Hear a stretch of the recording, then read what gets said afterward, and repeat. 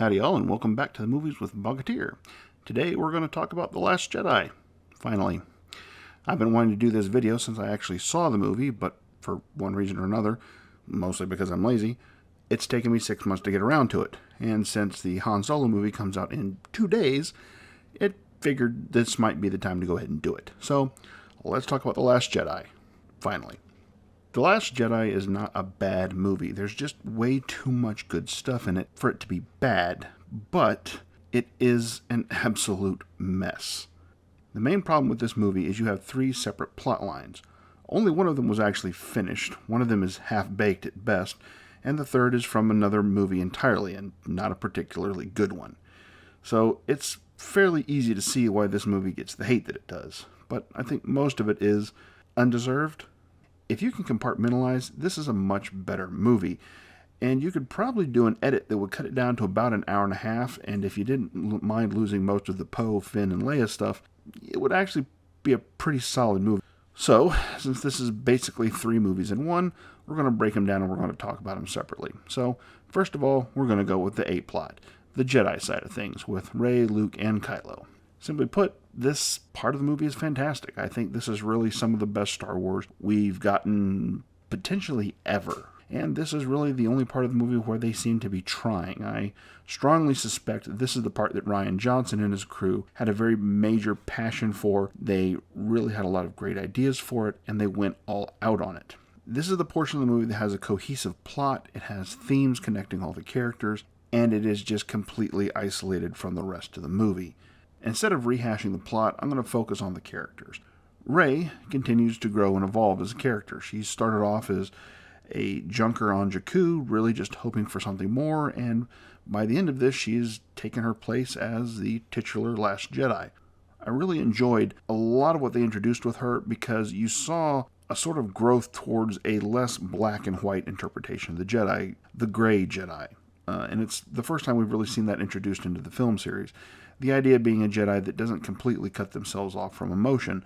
Rather than trying to have that sharp divide between the light and the dark, they blend it a little bit. Some more than others, more dark than light. In Rey's case, you definitely see somebody who is not as scared of the dark side as Luke is. She doesn't give into it. It just doesn't really seem to hold anything that she wants. I think her interactions with Kylo Ren were also another very smart move.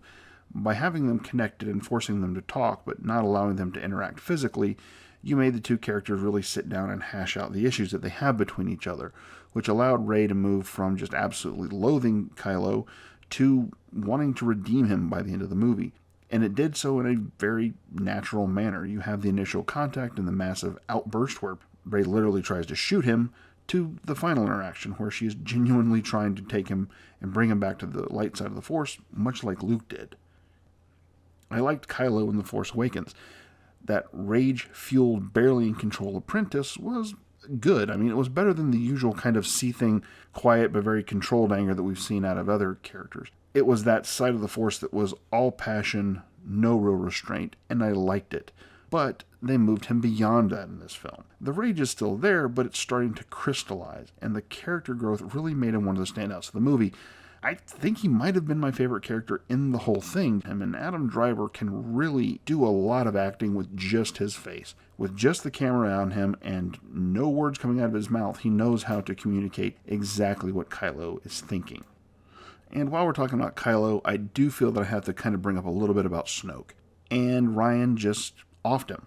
And it was perfect. Because here's the thing, this is not Snoke's story. It's a story between Ben Solo and Rey. Those are the 2 driving characters at the center of this trilogy, and really clearing Snoke out of the way allows Kylo to continue that growth.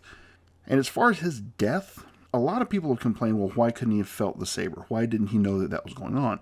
Well, why didn't Palpatine know that Vader was about to deadlift him and chuck him down a shaft? Why didn't Darth Maul know that Obi-Wan was about to do a backflip and bisect him? Why didn't Dooku realize that he was about to get sold out right before Anakin chopped his head off? This is kind of a dark side tradition. They get full of themselves, they think they can't possibly be beat, and then their apprentice cuts them in half. It's kind of what happens with these guys. Goodbye, Snoke, you'll not be missed.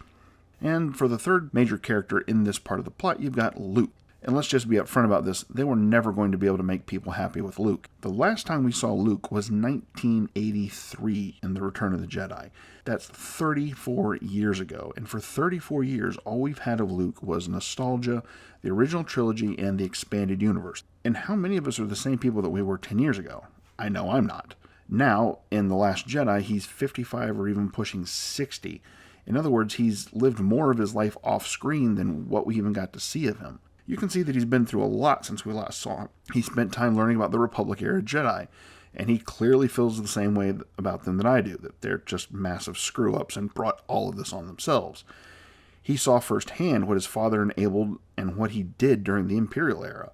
He started a school to train new Jedi and had it blow up massively in his face, resulting in the death of most of his students and the rest falling to the dark side, including his nephew. Yeah, he's got a reason to be jaded. He's got a reason to be the way he is. And I do realize that a lot of that stuff happened off screen, but when we're talking about a 30-year gap between the movies, that's just inevitable. And let's be real about this. He wasn't really all that wrong about Kylo.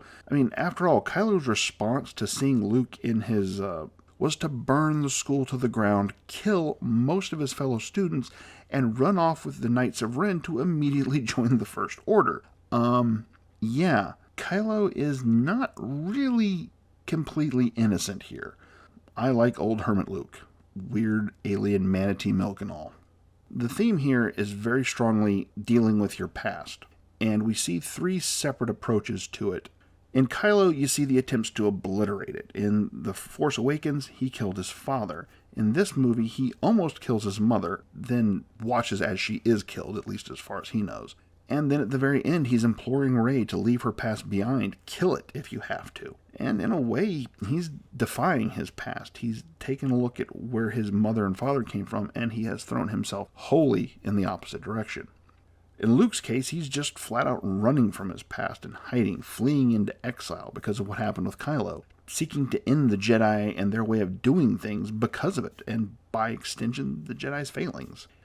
And Rey, of course, is completely dominated by her past. In The Force Awakens, we see her starting on Jakku, and in spite of her desires to run off, she still stays on the chance that her parents might return. On Luke's planet, she is tempted by the dark side, seeking answers about her past, and winds up rejecting the dark side purely because it can't offer her the answers that she seeks.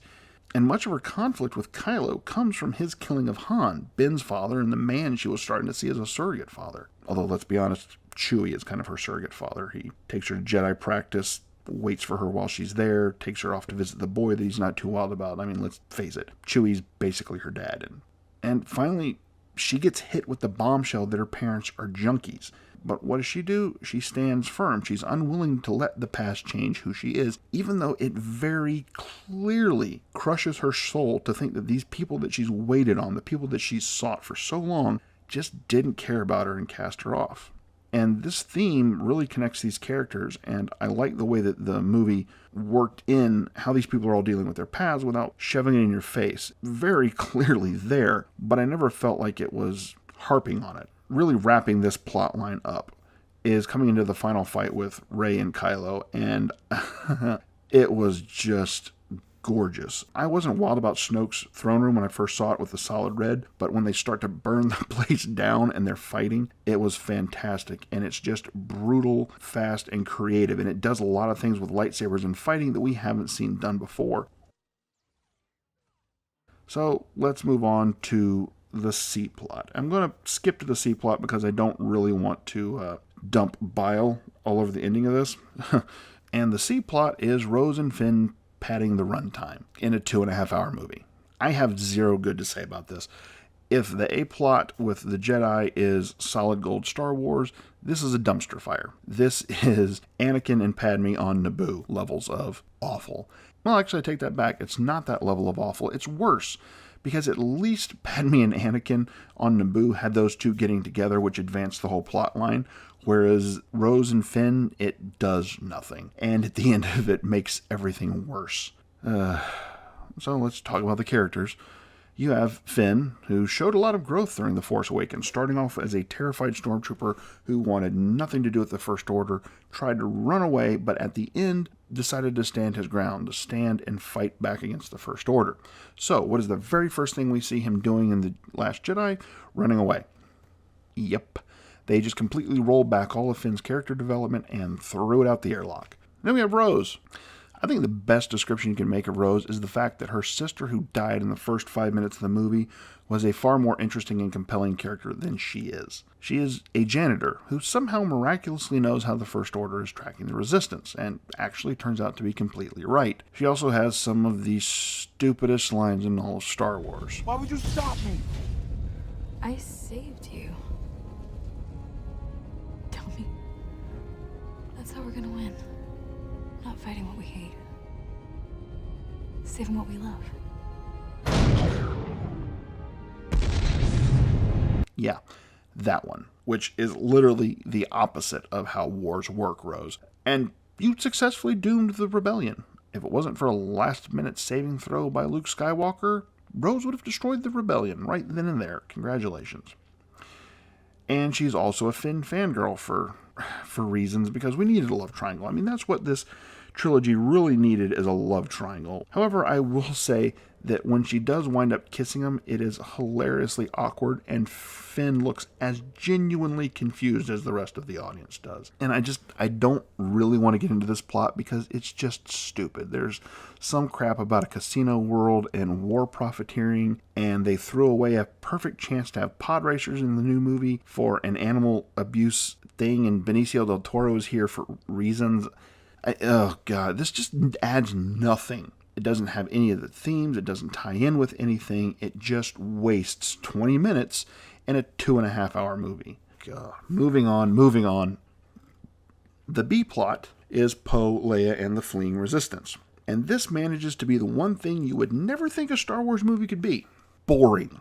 Rebel ships fly slowly from left to right, while the First Order lobs a few half-hearted shots at them. Repeat this, just left to right, half-hearted shots, nothing accomplished.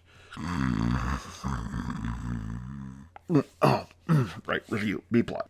The problem with this section is it carries no weight. There's no feeling of threat from the First Order. There's no feeling of urgency from the Resistance. It's just boring. The killer for me is that the new Battlestar Galactica had a very similar plot in their first episode, 33. First off, they don't spoil it. So much of this plotline is ruined by the fact that Rose instantly knows exactly how the First Order is tracking them, and it makes 90% of what happens in the B-plot pointless. In Battlestar Galactica, nobody knows what's going on. Is it a traitor? Is it a tracking device? What is it? How's this happening? And it justifies the paranoia in the episode, and it's tense. It's also relentless. The pursuit is genuinely dangerous. They are constantly barely avoiding destruction, whereas the Resistance just plods ahead, and literally nothing that Battlestar Galactica did right happens in The Last Jedi. It's tensionless, it's unexciting, it's not threatening, it's just, oh look, they're flying from left to right again.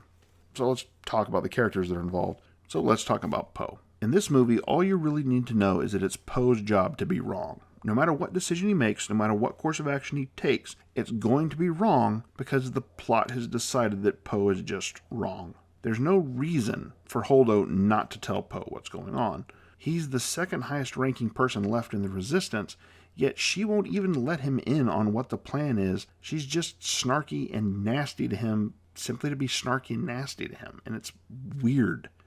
Poe does get a couple of good moments. For instance, when he prank calls Ginger Hitler. That part is actually, it's funny. It's funny. I don't even care. I liked it. It was hilarious. And he does get a little bit of character growth, but it falls flat because he picks the worst time to learn the lesson that you can't always just shoot things and win. Then you have Admiral Holdo, who's played by Laura Dern, and I genuinely got excited when I saw Laura Dern come on the screen because I thought at that moment, oh, this is what they're doing. Laura Dern would be a perfect choice to take over from Carrie Fisher, but she dies on the vine, both figuratively and literally.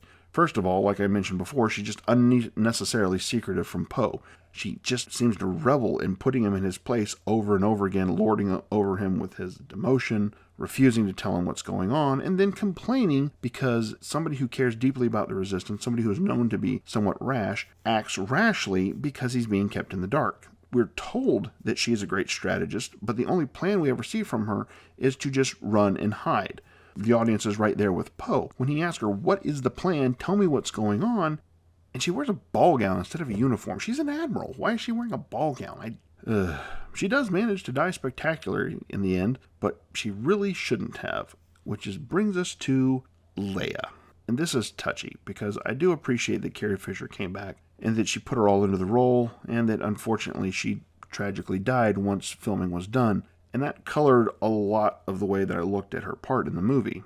Now, after about 4 viewings, here's the problem. She just really doesn't do much in the movie. She gets on to Poe at the start, is knocked into a coma for most of it, and then just kind of sits there nodding her head towards the end. It's just not that much going on. But the biggest problem with Carrie Fisher's part is that she died, and as a consequence, it leaves it open to question, how are they going to handle that? Since clearly she can't come back for the last film, so what were they going to do? She either has to die off screen before the next film, which is just a disappointing way for her to exit the franchise. She could just be somewhere else for the entirety of the film, which is stupid. Or they could replace her, which would probably result in a riot. And the thing is that they had a fantastic opportunity to redo some of the ending and pass the torch from Carrie Fisher to Laura Dern. Simply have Holdo willing to go down with the ship, but then Leia stuns her. Leia winds up being the one who stays aboard the ship. She's the one that goes out in a blaze of glory, falcon punching the supremacy, giving one last middle finger to totalitarianism, and going out with a cosmic bang. It would have been perfect. Now, it would have clearly required them to do some manipulation, but we've seen with Tarkin in Rogue One and Leia in Rogue One that they could have done it. And since you would have been talking about wide, long shots, it would have worked well, and you would have been able to pass the torch. But they didn't do any of that. They just kept things as they were, and now we're left with a whole bunch of not great ways to handle Carrie Fisher no longer being with us, which really, it's a disappointing end for her character. There's no other way to say it.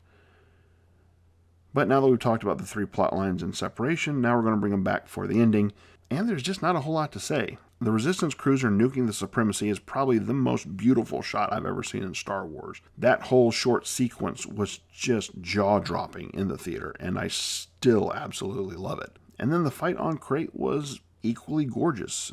Well set up, a sharp contrast between the white salt and the red crystals underneath it. It just came out very beautiful, and it was kind of everything you expect out of a Star Wars ending. It gave you that last little bit of hope that yes, the Resistance is beaten down, but they can come back, and it just worked. It was a good ending. But in conclusion, The Last Jedi is just a mess. You've got 1 plot line that is just fantastic, and 2 that really needed more than just the first draft before you started shooting. The connections between the 3 are tenuous at best, aside from the very end of the movie. And the B and C plot, again, they just needed to spend several more rewrites before they would have been worth filming and putting in here. There's just too much that's good with this movie to condemn it as bad, but man, is this movie a mess. This has been Bogatir. I'll catch you next time. Actually, I'll catch you in 2 days when I go see Solo, and I promise I'm going to do my Solo movie before the 9th one comes out. That's all I'm promising. See ya.